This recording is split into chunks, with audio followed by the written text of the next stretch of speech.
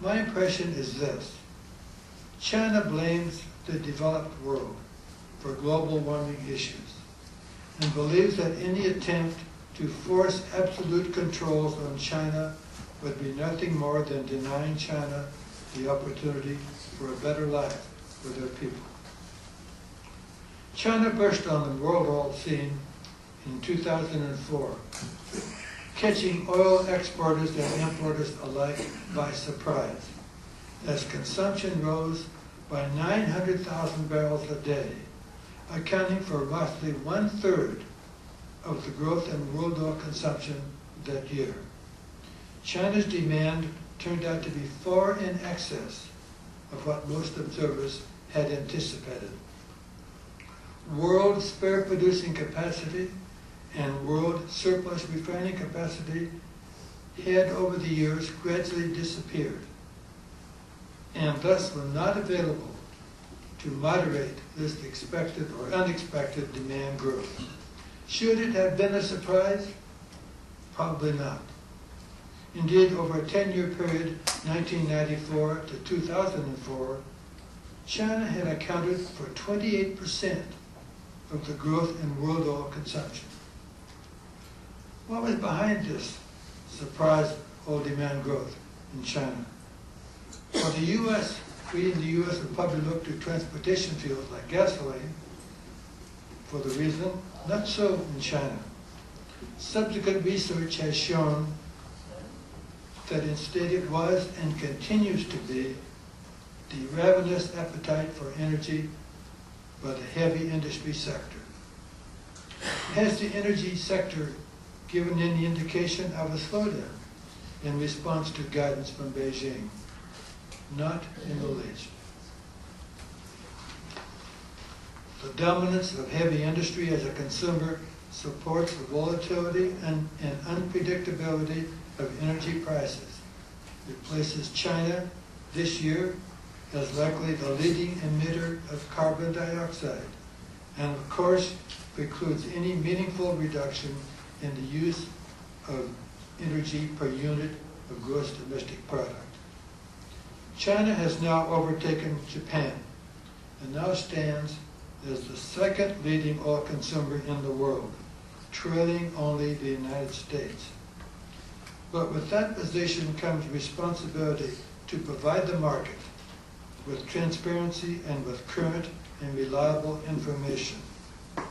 China has difficulty responding to this requirement. Equally important, China must be reminded that they do not live in isolation, that every energy decision taken or not taken carries implications for the rest of the world. There is every reason to believe that by the year 2025, the gross domestic product of China will be second only to that of the United States. For example, there are more than 470 million mobile phone subscribers in China, with that total growing by 5.5 million new subscribers every month, plus fixed line users total an estimated 377 million. Yet that leaves that full 1/3 of the population, mostly in the western rural areas, with no access to phone service. The point is this: while it is relatively easy to demonstrate that China has scored remarkable gains in a relatively short period of time, these gains risk being overwhelmed by what remains to be done, and especially by barriers to growth.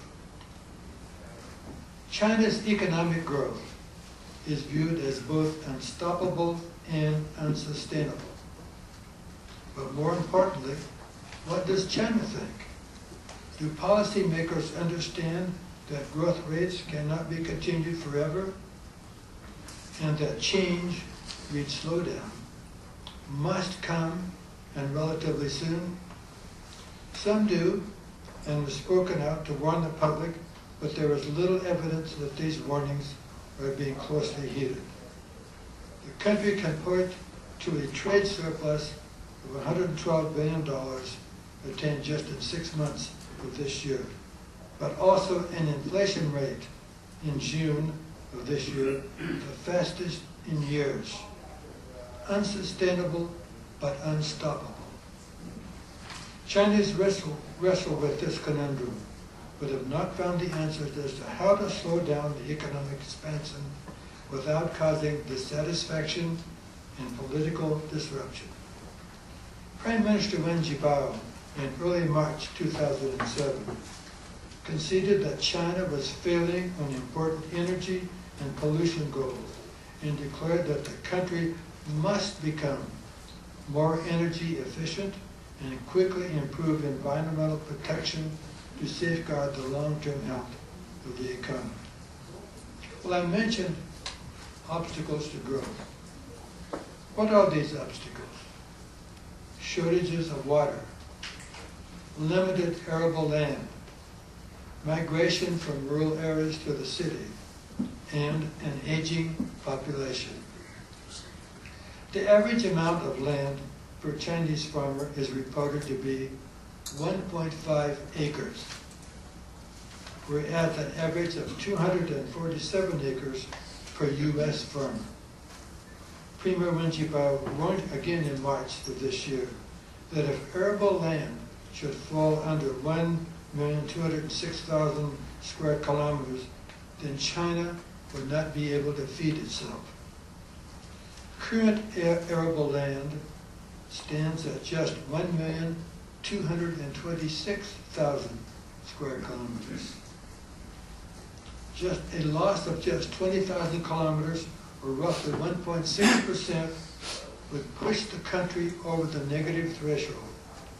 Some experts believe that that threshold has already been passed. The Environmental Agency of China does not have an easy task as it seeks to gain public support to control pollution. A recent example, CIPA recently demanded that the World Bank exclude statistics on premature deaths from pollution in a joint study because it would cause, quote, misunderstandings, close quote.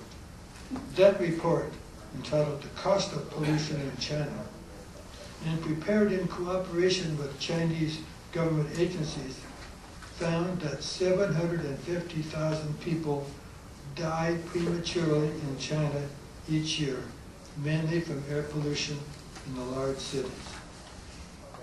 The road to urban migration is massive, responding to government program to move farmers to more productive occupations.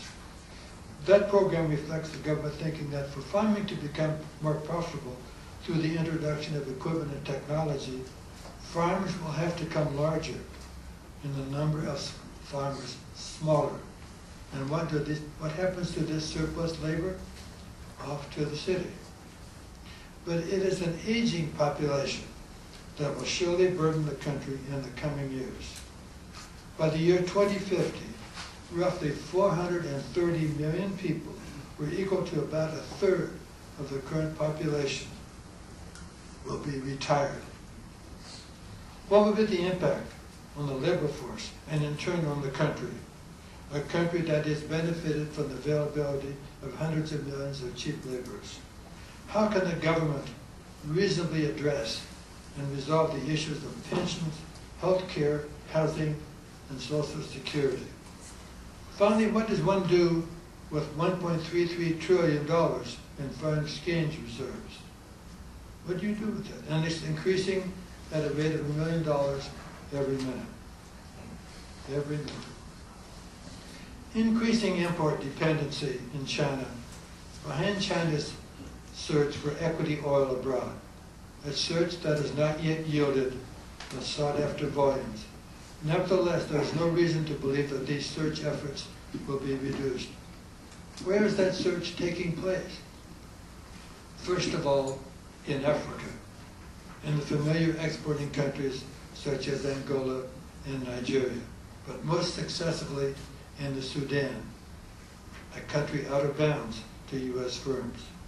As such, China searches for a diversification of supply. It is not that China is a newcomer to Africa,